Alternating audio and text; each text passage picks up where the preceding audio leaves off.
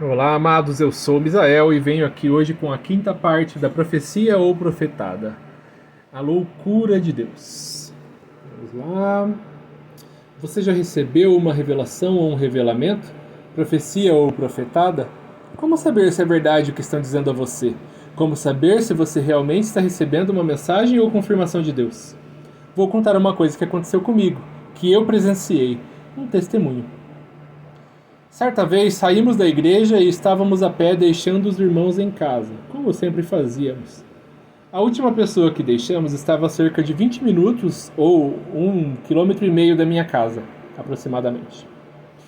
Na metade do caminho, depois de ter deixado essa pessoa em casa, já voltando para minha, eu disse ao meu amigo que eu precisava voltar para ver se aquela pessoa estava bem, porque eu tinha um pressentimento de que precisava voltar lá. Ele quis vir comigo, mas era domingo, estava tarde e eu achava que era loucura. Dispensei o meu amigo e fui. Fui sentindo a presença de Deus como confirmação, porém pensando assim: deixamos ela em casa há menos de 10 minutos. O que poderia ter acontecido? Isso é loucura. Eu vou chegar lá, perguntar se está tudo bem, ela vai dizer que sim, vai me achar um doido e eu vou embora, né? Mas acontece que chegando lá, essa pessoa estava participando de um conflito no lar e eu pude ajudar. Foi Deus que me incentivou a voltar de fato. Outra coisa que aconteceu comigo, certa vez eu tive um sonho, onde eu vi uma irmã praticando imoralidades.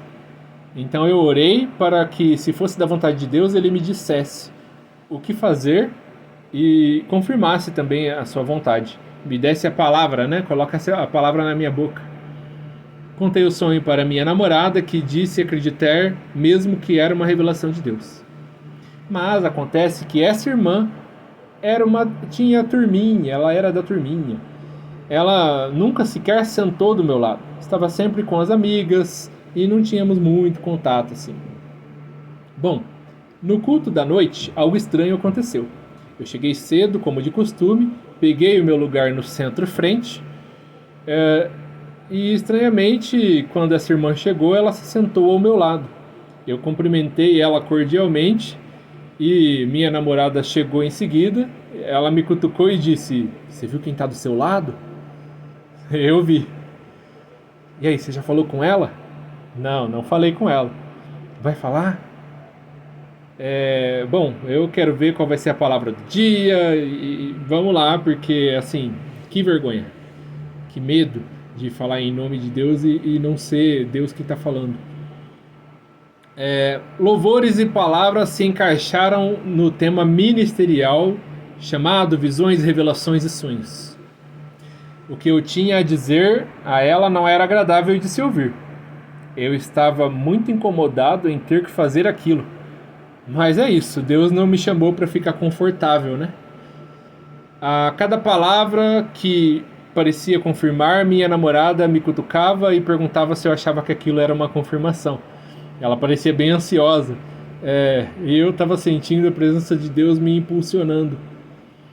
Após a palavra e antes do encerramento, eu pedi para falar com a irmã, após o culto em particular, e ela me disse que tudo bem. Chamei ela de canto, contei esses acontecimentos do meu dia, perguntei: você já havia sentado ao meu lado alguma vez? Eu não me lembro. Suas amigas estavam lá no fundo, como de costume. Por que você não se sentou com elas? Nunca havia, nunca havia sentado ao meu lado. Não sabia por quê.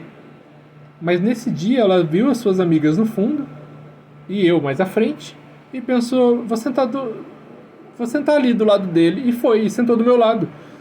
Então eu questionei se ela prestou atenção nas músicas, palavra, e com base em tudo isso, se ela acreditava que a minha mensagem seria de Deus ou não, e se ela queria ouvir essa mensagem. E ela disse que sim, principalmente porque não sabia por que foi sentar do meu lado ao invés de sentar com suas amigas, como sempre fez. Então eu contei o sonho pesado e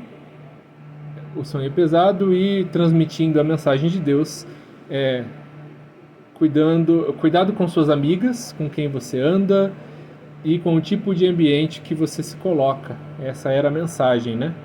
Não contei muitos detalhes não, porque eu fiquei muito envergonhado e achei inapropriado. Achei que, falando assim por cima, já dava para ela entender do que se tratava.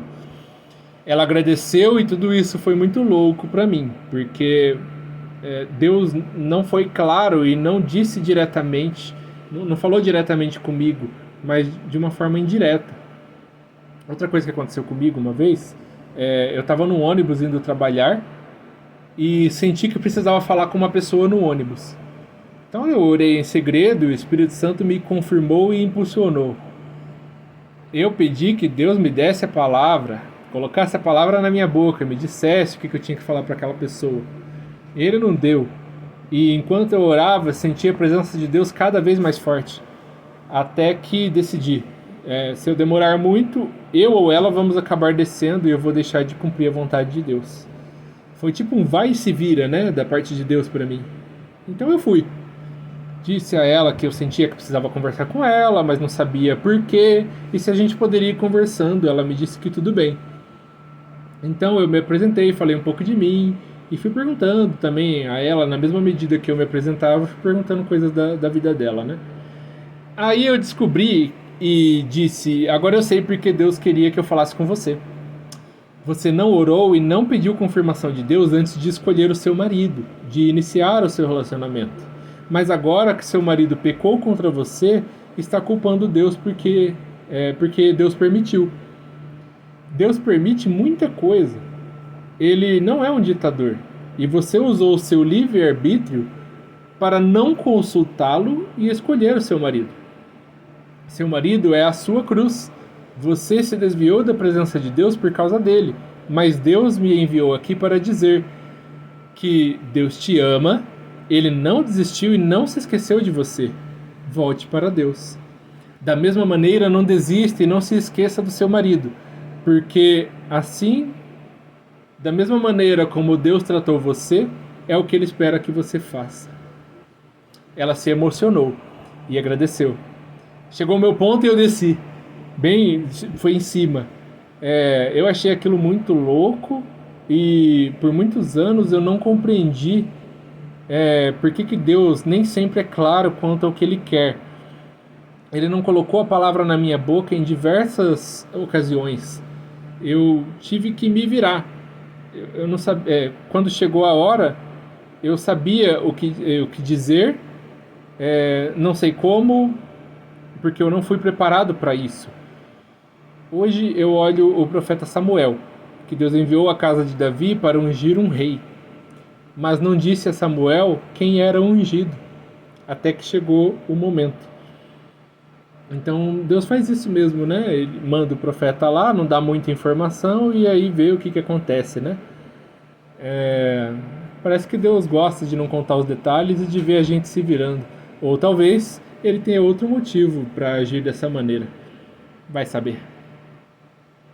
Se você achou útil este conteúdo e acha que ele pode ajudar outras pessoas a entenderem melhor o mundo espiritual e a si mesmas, curta e compartilhe. Não te custa nada e leve essa mensagem adiante, fazendo crescer o canal e me dando mais tempo para produzir conteúdos como este.